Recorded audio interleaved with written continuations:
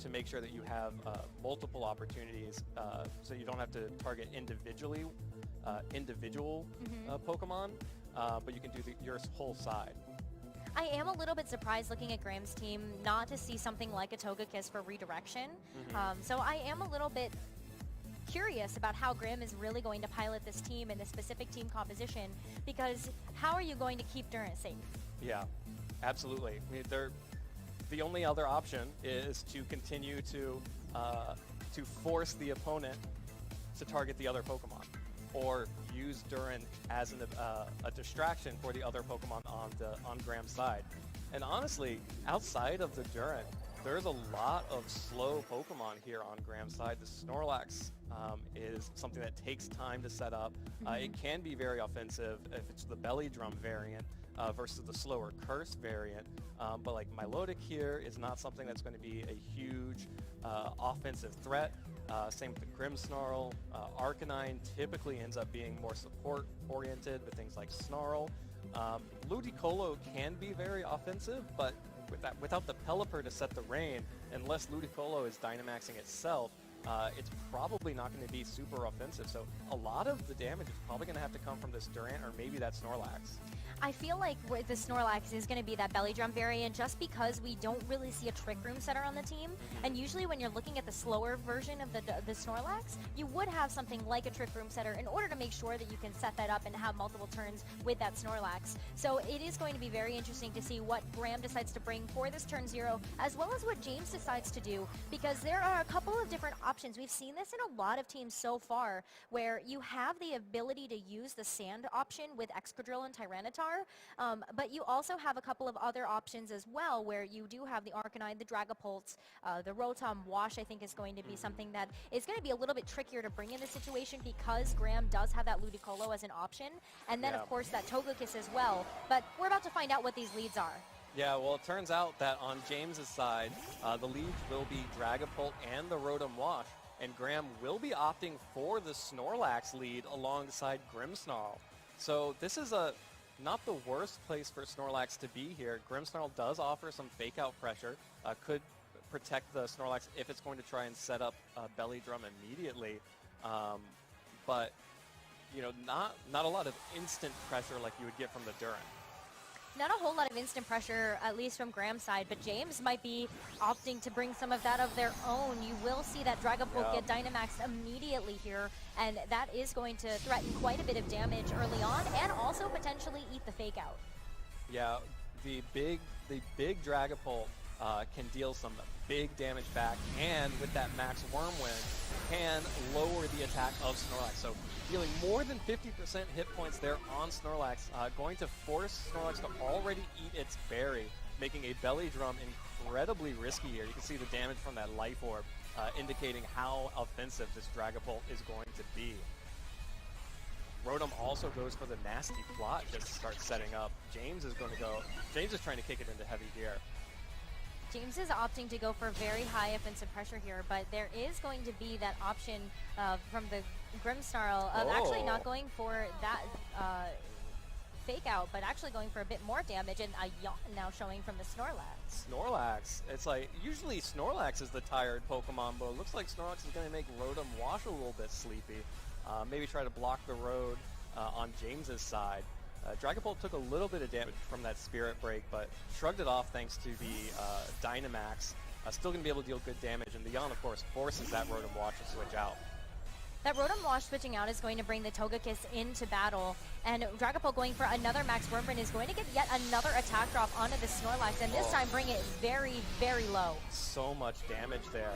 And another, because the damage looked basically the same there, the Spirit Break not affecting the damage output from Dragapult, which is interesting to note about that Pokemon. Another Yawn, though, connects with Togekiss. We've seen this before in another series where the Yawn is actively working as a counter to this hyper offense here on James's side, where you really don't want your Pokemon to be put to sleep. You have one turn to be able to switch them out and make sure that that Yawn doesn't go completely off. So we're going to see another withdraw here, allowing that Togekiss to go back and get the Rotom as a switch in here for James. Yeah, Rotom switching back in after Togekiss got tired. Just back and forth. All of James's Pokemon are getting sleepy, while Dragapult is just going to finish off the Snorlax here with another max Worm win. And those attack drops are adding up on Grimmsnarl, which has been trying to deal damage with this Spirit Break. Will not pick up the KO this time. Ooh. 4 hit points left, so Dragapult gets one more attack before it faces that Life Orb recoil.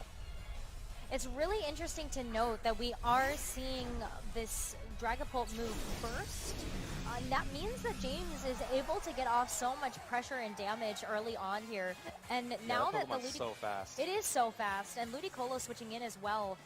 It doesn't necessarily have the rain set up yet, but we have also seen that Graham hasn't opted to go for the Dynamax, so it's possible that Ludicolo is going to be the one that sets the weather for itself. Okay, Rotom switching out again. Just Rotom and Togekiss switching back and forth. But this time there's no Yawn to catch the Togekiss on the switch-in, so maybe it's going to stick around for a little while longer. And like you called it, looks like Graham is finally going to use the Dynamax factor and bring that Ludicolo into a Dynamax Ludicolo. Big Pineapple. Max Geyser could be able to set its own rain. Max Geyser would be able to set the rain, and Ludicolo is known to carry that Swift Swim ability, which is going to make it the fastest Pokemon on the field. But Grimmsnarl going for the Sucker Punch is going to show that Dragapult was attempting to go for a last and final attack, but will faint in the process. Yeah, showing Sucker Punch is big there. Not a lot of Grimmsnarl are carrying multiple attacks, but Graham's has the Sucker Punch in addition to the Spirit Break. While we'll pick up the KO on Dragapult with that 4 hit points, while Ludicolo sets its own rain and gets a good amount of damage onto Togekiss. That's only going to go up now that the rain is set. Damage is going to go up. The speed is going to increase as well for this Ludicolo if it is running that Swift Swim ability. But what's interesting here is that the weather is going to get reset because Tyranitar is going to come in, and that Sandstream ability is going to reset the weather on the field, creating a sandstorm. Yeah, the rain is gone. Ludicolo was happy for a very, very brief moment. Tyranitar here is going to switch in. Should be feeling pretty comfortable now that because it has the sand up. I mean, it still takes super effective damage from Ludicolo, but the sand boosting its special defense will help. And that Grimmsnarl has taken so many different Max Wormwind debuffs that it's not a big threat to the Tyranitar either. So James should be able to take some momentum here. I think James is going to be able to do quite a bit, except for the fact that Graham still has the Dynamax turns left. And Togekiss, once again, just getting swapped out in favor of this Rotom Wash. It's going to also be a switch from Graham, bringing out the Grimmsnarl and bringing in the Milotic. All right, so Milotic's out here. Not the first time we've seen Milotic, but we'll see if Graham is going to be able to make something happen with it. The Dark Pulse did almost no damage to that Ludicolo, which is going to fire off a Max Geyser at the Rotom. A good switch there from James to protect the Togekiss. Although now the rain has finally been set, so Ludicolo will get one turn of rain before the Dynamax ends. That's going to allow it to get off of some really big damage here, and Graham, being such a hyper-offensive player, is going to want to take full advantage of that. But James smartly is going to switch out the Tyranitar just to be able to preserve that Sandstream ability in case that Ludicolo sticks around for multiple turns. Doesn't want that rain to continue to help this Ludicolo. Yeah, James protecting the Rotom here because he knows that Ludicolo's max overgrowth will deal a substantial amount of damage. Instead, it's just going to deal okay damage to the Rotom through the Protect. Getting some nice little pot shots off as James is switching around. But now switching in the Togekiss in favor instead of the Tyranitar gives Rotom a little bit more backup here for the future turns, but that also gives Milotic a chance to coil up. So the coil is really important for Graham because Milotic, as we've seen in past series, likes to run Hypnosis, and that coil not only gives it a couple of stat boosts, but it also increases its accuracy. So that Hypnosis is going to be able to hit a little bit easier for Graham, and that's going to be a bit of a problem for James to play around because unlike Yawn, that Hypnosis is going to take effect immediately. Yeah, and it's been a sort of explains why Graham has been not super interested in targeting down that Tyranitar, instead focusing on the Togekiss and the Rotom Wash. If Milotic is able to get up a couple coils, the defense boosts there are going to make it very difficult for Tyranitar to break through. We're going to see if Graham can break through this follow main. Ooh, Ludicolo showing that it has the Icy Wind. This is going to lower the speed for both, and it's also super effective damage on the Togekiss. So gonna bring it to about half, and really what Graham's win condition is here is to just try to get as many of the supportive Pokemon down as possible. But Hypnosis first, and Togekiss is going to avoid that even with the Coil. Not enough coils on that Milotic. Misses the Hypnosis and gives James an opportunity to boost the Rotom's special attack. Now a nasty plot, +2 special attack on Rotom, could be very threatening to that Milotic. Nasty Plot is now James's win condition, just making sure that we're going to have enough damage on board for James to deal with the Pokemon that are left on Graham's side. But the Rain is still active for 2 more turns, which means that this Ludicolo is still going to have the ability to move first. But as we saw, the Icy Wind doesn't actually do very much damage there. James opting to go for another Follow Me here isn't going to be able to redirect the spread moves. Well, it looks like Ludicolo is just going to go for the damage on Scald, trying to knock out the Togekiss before redirection can happen. The burn actually stopping the Hypnosis. Scald not doing anything for Graham. Unlucky there, as the nasty plot boosted Thunderbolt deals big damage to Milotic, just barely misses the KO. Milotic's going to be able to heal up a little bit with the berry and with the grassy terrain. But man, that Scald burn means that Togekiss gets at least 1 more turn to Follow Me and redirect any attacks against that Rotom. Rotom really needs that, because this is Rotom's chance to be able to get off another attack, and Milotic's not going to be able to survive yet another Thunderbolt. That did so much damage, but this Togekiss is actually going to be protected from James, and Tyranitar coming back out to reset the weather once again. Togekiss switching out for the Tyranitar. Really interesting choice there. Not going to protect the Rotom with a Follow Me here, just going to use the Protect to protect the Rotom by itself. Rotom doesn't need any help to protect itself. It has the move Protect. Ludicolo is going to get a Scald off onto Tyranitar, which does some good damage, but out of the rain, into the sand, and into the weakness policy to give another boost to Tyranitar and another option for James to deal big damage. That Hypnosis into the Protect, not doing anything. That was a really great turn for James. Not only did it stop the Hypnosis by the Rotom protecting, but now the Tyranitar has been switched into a great read by James, because now it has the weakness policy boost, and not only do you have a Nasty Plot Rotom next to it, but both Pokemon are going to be able to dish out lots of damage, and this Tyranitar even more protected because of the Sandstorm. Yeah, and a good heads-up play from James to realize that because of the burn on Togekiss, there was the opportunity to switch in the Tyranitar for basically free. Gets the Scald, but you like that to activate the weakness policy. So don't have to worry about Hypnosis into that slot, because the Togekiss is already burned. So good switches there, and able to fire off this big Rock Slide. But Milotic showing just how strong it is with the Coil. Unfortunate flinch on the Ludicolo, but Hypnosis will connect this time. Hypnosis is going to connect. That means that Tyranitar is going to be put to sleep, even with the weakness policy. That's going to give Ludicolo a chance to deal with it, but unfortunately, maybe not through that Thunderbolt. Yeah, Ludicolo goes down to the Thunderbolt from Rotom Wash, but Milotic's still on the field, still able to fire off more Hypnosises. Tyranitar is asleep. Togekiss in the back. It might now be becoming relevant that it is burned. Last Pokemon is going to be Grimmsnarl, which we know does have offensive options on Graham's side, more so than some of the other Grimmsnarls that we've seen in the past. Yeah, and it is going to be at full HP, which means that this Grimmsnarl is very, very healthy to help handle some of the Pokemon that are on James's side. But Milotic really is going to need to go for a couple more of these Hypnosises, and just make sure that that Tyranitar stays asleep. That's Graham's real hope right now. Yeah, it is real dangerous playing against Milotic, though.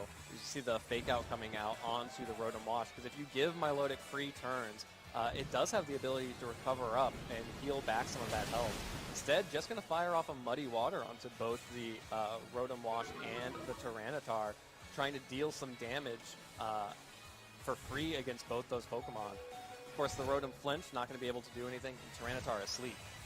Yeah, Tyranitar is still going to be asleep. Grimmsnarl taking its first bit of damage of the match. but this Tyranitar, unfortunately for James, just hasn't been able to do very much because of the sleep. Even though the weakness policy got procced, it is going to be within striking distance. This Grimmsnarl from Graham has shown that it does have some access to some offensive moves, but we will see a Protect coming out from the Rotom first. Let's see what Graham reads. Yeah, Rotom gets a Protect off. Sucker Punch fails into the Protect, and Tyranitar is still sleeping. Muddy Water, thanks to that coil accuracy boost, will connect onto the Tyranitar. Should be enough to pick up the KO. 8 hit points, just barely not. Tyranitar holding on for dear life here as we head into the end game of our first game of the final round of Swiss. Graham's going to need to get a knockout here in order to have a good chance in this match, but also for James as well, this Tyranitar has to wake up, and you still have to worry about the fact that you have a burned Togekiss in the back, and you're also looking at those speeds, and unfortunately Tyranitar is still going to be asleep. Yeah, Tyranitar is still asleep. Grimmsnarl trying to Sucker Punch. Looks like it probably was trying to Sucker Punch the Tyranitar on a Protect or something like that. Muddy Water instead just going to clean up both of those KOs, and now just the burned Togekiss in the back. James is going to drop this first game as Graham has played really well in a much slower environment.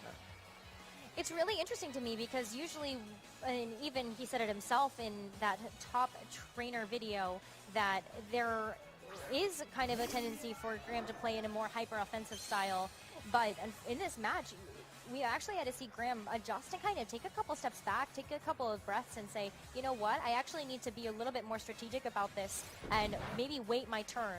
Just wait for that perfect opportunity in order to get off that damage.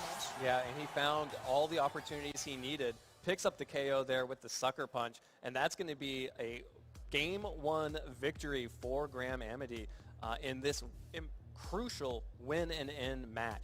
And we've seen it before. We haven't actually seen a lot of 3-game sets here on stream so far. So going up in this first match, a huge benefit for Graham. The pressure is off him. Now it's all on James. James needs to win this next game to keep his tournament alive. Otherwise, this will be how it ends. Well, especially in these aggressive style play of games, it can get decided in a couple of turns. Yeah. You might not have that long in order to actually come up with a game plan and really figure out whether or not you can take this game. So this is going to be very important for both of these players to kind of put on their thinking caps and make sure that they put everything that they've got into this last and final set. Yeah, I think it's very important right now to take just a brief moment to breathe in, reset. There's a lot of information that came out during that last game, especially on that Grimmsnarl. Knowing that it's a little bit more offensive than you would expect from a Grimmsnarl, has both the Spirit Break and Sucker Punch. Really important information to have, especially when you're trying to protect some of those low HP Pokemon in the back. If Grimmsnarl's still out, at the very end there were 3 Pokemon on James' side, all that were in red health. Grimmsnarl would have been happy to Sucker Punch any of them. So you're going to have to be worried. You can't just ignore the Grimmsnarl on Graham's side.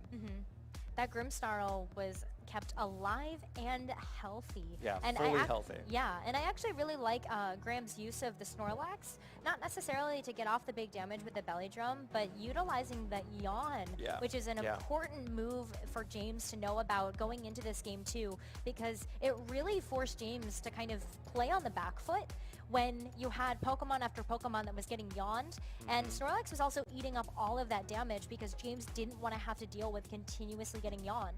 It meant that Grimmsnarl was left to be healthy in the back, and also it meant that Graham was able to set up for success with the rest of the Pokemon that they had while Snorlax was soaking up that damage. Yeah, I mean, Graham doesn't have a Togekiss on his team, but that Snorlax did a lot of things Togekiss normally does. It was able to spread yawn, soak up damage. Beautiful. Absolutely crucial, awesome way of using it, like you pointed out. I was really impressed, though, especially with how Graham was able to manipulate the very end of that game. With Ludicolo, Dynamax, still getting some damage off, getting the rain, fighting over the weather, and then keeping cool when, things like getting the opportunity, keeping cool to find the opportunities to get coils and make those hypnosis better. Absolutely. James had some incredible reads in that game 1 as well that really made that series competitive. But we're into game 2. Potential match point here for Graham. And these leads, we're going to have a Dragapult and a Togekiss for James, and then Grimmsnarl and Snorlax once again for Graham. Yeah, good lead matchups again. Grimmsnarl, of course, still threatening the fake out pressure onto Togekiss. Dragapult shows that it can take as many of those Spirit Breaks as possible. And of course, because of that clear body, not going to take any risk of losing any stats from that attack. In the Snorlax, I just don't know how you play against a Snorlax that shows that if you leave it alone, it's going to set up could potentially set up Belly Drum or Curse or something like that. But also, it might also just yawn your Pokemon, so it's really hard to Dynamax in front of that Pokemon. It really is, and James is already going to be playing a little bit slower here, bringing the Dragapult out of play and bringing the Rotom Wash in its place, but Graham is also making an adjustment as well with the Milotic coming in. All right, yeah, Milotic now on the field for Graham. Was the star of the end of last game. Going to take this Dazzling Gleam easily, even though it's a critical hit. Well, again, Graham is going to be spreading these yawns, but really nice to have the Milotic out alongside the Snorlax for those yawns to potentially buy some time for coils, but really smart switching from James to get the Rotom Wash alongside on the other end of the Milotic. The Rotom Wash is going to be threatening that Thunderbolt that we saw a little bit before, and Milotic is already within striking distance, so even though that Dazzling Gleam didn't look like a whole lot of damage by itself, it's actually putting it within knockout range for this Milotic and also out of Berry range. Yeah, the little damage from Dazzling Gleam adds up. You know, it's crazy to see just how little damage even that crit did on Milotic, but like you mentioned, it's enough to scare Graham away. Having to switch out the Milotic, doesn't want to just take free Thunderbolts from that Rotom Wash. Looks like James will show the Follow Me on Togekiss, though, to free up the Rotom Wash from any of the targets of Graham's side. Just going to take the Sleep in exchange for the free Nasty Plot. The Nasty Plot is very important for James, but the Yawn, unfortunately, going to fail because Togekiss was already asleep. Was expecting in that moment that James was going to end up switching out the Pokemon because that was kind of the pattern of behavior that James showed us in Game 1. But this time, James says, you know what, I'm just going to take the Sleep because Rotom can just go for the Protect here, get the Nasty Plot off, and ensure that it can get out that damage. Yeah, Rotom protecting itself from a potential fake out from Grimmsnarl is still going to be protected from the Spirit Break that comes out, but Snorlax does show the Belly Drum now from Graham, so a Pokemon asleep, a Pokemon protecting because it's afraid of fake out, and now Snorlax gets to maximize its attack, cut itself in half, eat that Agua of Belly, and heal right back up. It is going to heal right back up, almost to full, and that means that now we have two Pokemon on the field that have boosted stats, which are going to be providing a lot of pressure for both of these trainers. This is where we start to see that aggressive game, but Grimmsnarl now switching out. Yeah, Grimmsnarl switches out for Ludicolo, the support Pokemon that's done its work. It's gotten used to the pressure to force Rotom to protect, and now Graham gets to go ahead and Dynamax his Snorlax. No, scratch that. Gigantamax his Snorlax. And just shake that berry tree all over James's team. That is going to be a Gigantamax Snorlax, and it's threatening so much pressure. The Thunderbolt, though, look at how little damage that does. And Togekiss is still fast asleep. Yeah, Togekiss needs to wake up to help out its partner Rotom or any other Pokemon, or else this max attack Gigantamax Snorlax is about to just destroy James's team. Max Darkness there just in case James decided to switch in that Dragapult, covering all bases and still picking up the KOs. Well, not only that, but you also have the special defense drop, which means that a lot of the attacks that are going to be coming out now are also going to be very effective against James' team. But we will see a switch up of the weather as Tyranitar comes in for the stand stream, and that means that this Ludicolo is going to have to figure out a different way in order to really get its speed. Yeah, because Snorlax has Gigantamax, we're not going to see any more Max Geysers coming out from Ludicolo. Still has a good matchup against Tyranitar, but we did see just how little damage that James's Tyranitar was taking from water attacks earlier. Snorlax, though, maxed out, is going to be happy to just continue to fire off these max darknesses against James's team. Togekiss will switch out for the Dragapult, hoping to catch the G-Max replenish while Dynamaxing the Tyranitar. Dynamaxing Tyranitar is a really good decision here by James because it will be able to take advantage of the sand that it has just set for itself, making sure it's going to stay really safe. But not only that, just going to be able to increase its health pool in case Graham decided to target down that Tyranitar. Yeah, it increases its health pool by 2 times, and Ludicolo goes for the fake out. Doesn't do anything to Dragapult on the switch in, and instead Tyranitar gets to fire off a max Rock Squall onto Snorlax. That still did no damage! Oh, and it gets a chance to use G-Max Replenish, which is going to go right into the Tyranitar, and even though it's not very effective, that does half the damage. What'd you find, Snorlax? An Agua Berry? Don't mind if I do. That is going to be the G-Max Replenish secondary effect there, just a good chance that it can recycle the berry that it used before. Yeah, so good damage on the Dynamax Tyranitar and a heal coming out from that G-Max Replenish. Belly Drum Gigantamax Snorlax is in its happy place right now.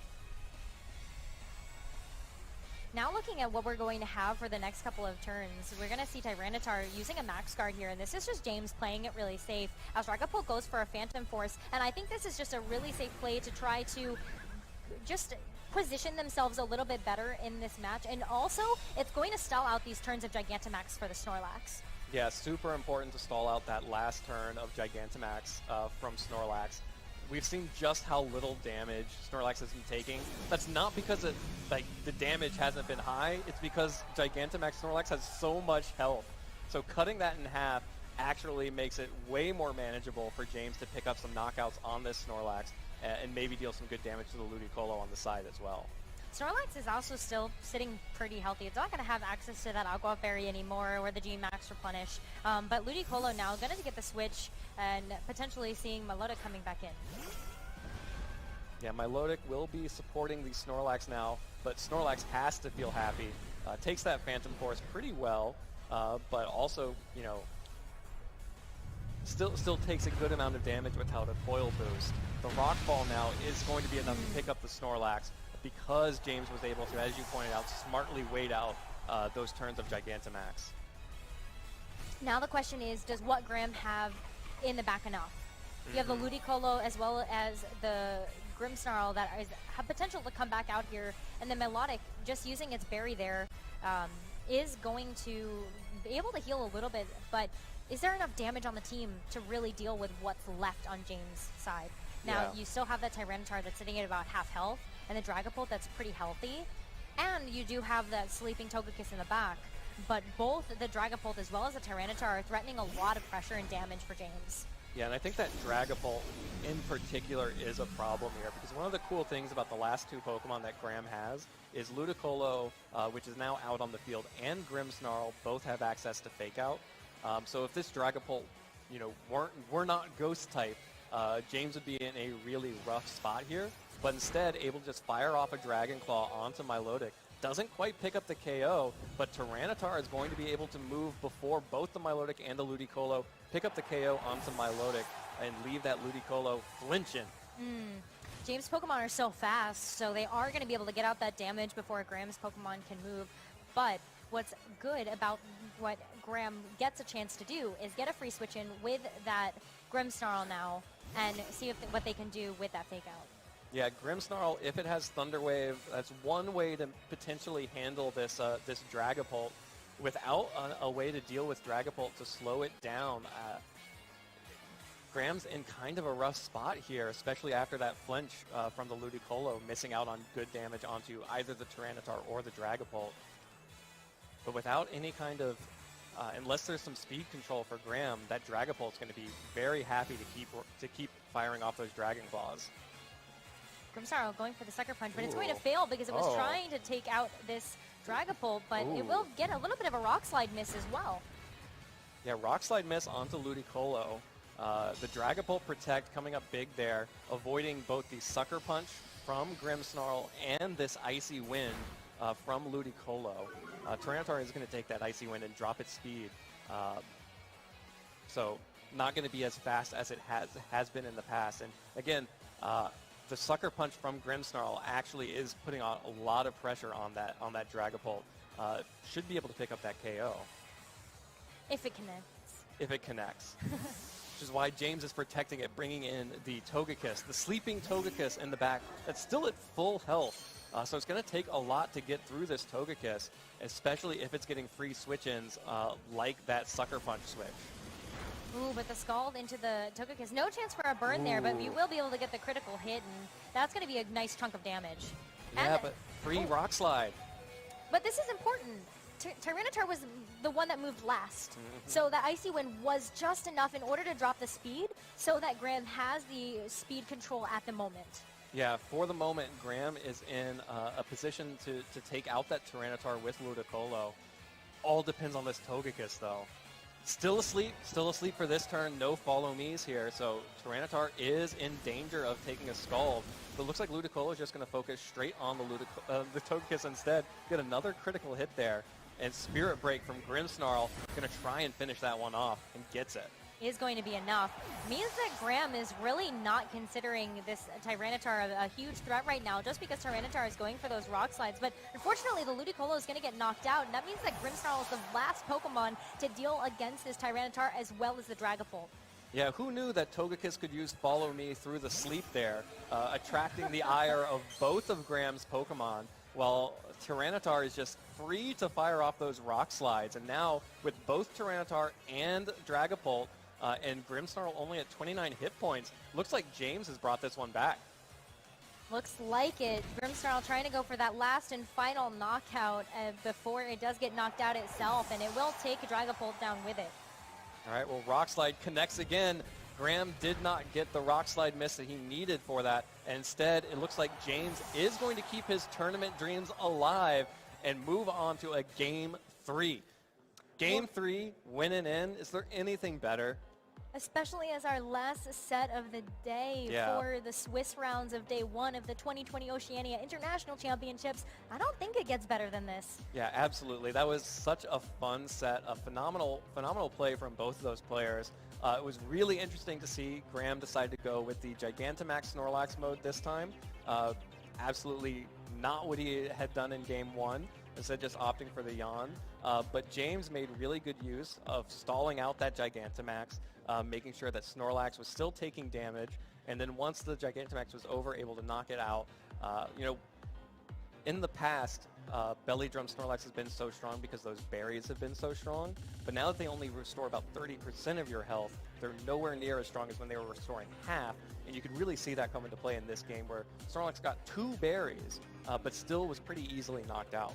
But it wasn't just that. James ended up getting some incredible Protect reads, which really saved the team from a lot of what Graham was trying to do as a part of their win condition. So I feel as though James really outplayed Graham in the later parts of that set, where I definitely feel as though James is just continuing to step it up every single game. So the more information that James gets, the more that they're able to play around these different tech choices that Graham does have on the team. Yeah, and now that all of that information is out on the table, it's time to see both these players know each other's tricks now. It's time to see what happens in Game 3. And the last time we had a Game 3 earlier on in the day on a Durant team, that was the moment that they decided to bring the Durant. Given that the Snorlax mode didn't really work out, maybe time to consider going a little bit more offensive for Graham. But that being said, the slow and steady race with the Milotic in Game 1 was what got Graham in this position. It's possible we see a Dynamax Ludicolo again.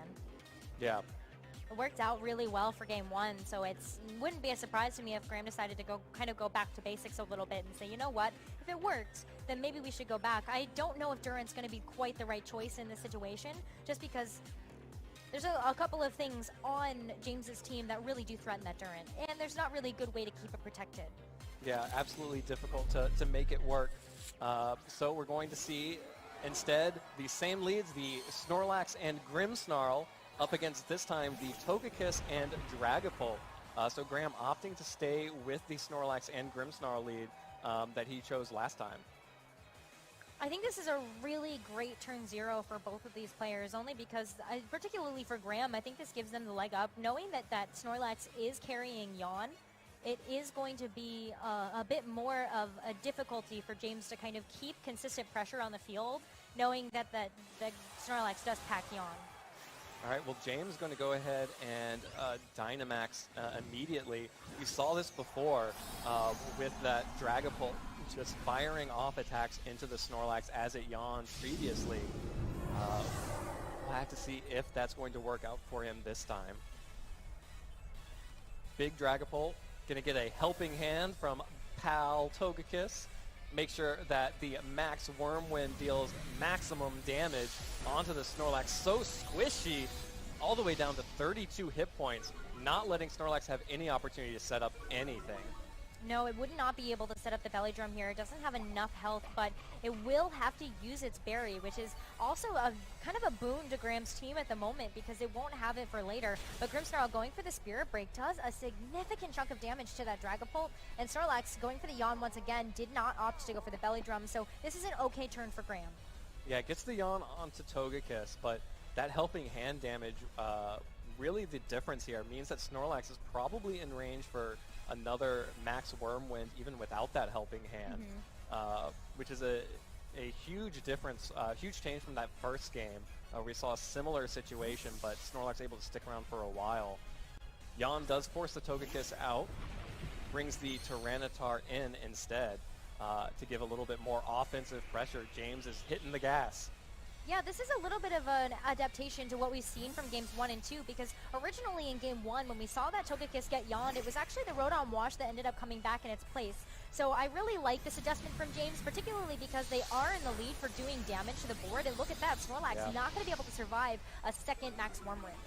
Yeah, that second Max Wormwind after the helping hand boosted Max Wormwind, enough to pick up the Snorlax, and didn't really get a chance to do much of anything this time around. The Yawn that was so effective in Game 1 only got one Yawn off here in Game 3, and Togekiss has already switched out, so no Pokemon going to be asleep unless you see the Milotic, and here Graham has decided to bring out the Durant. This is a very interesting choice for Graham. I'm really excited to see how this Durant decides to play alongside this Ludicolo. And especially if the Ludicolo can get off potentially an Icy Wind, maybe this Durant's going to be able to get off some big damage. But the most important thing that I need to see right now is Graham navigate this last turn of the Dynamax from James, because already this Dragapult's gotten significant value from being Dynamaxed. Yeah, Ludicolo switches out, so no fake out support for the Durant.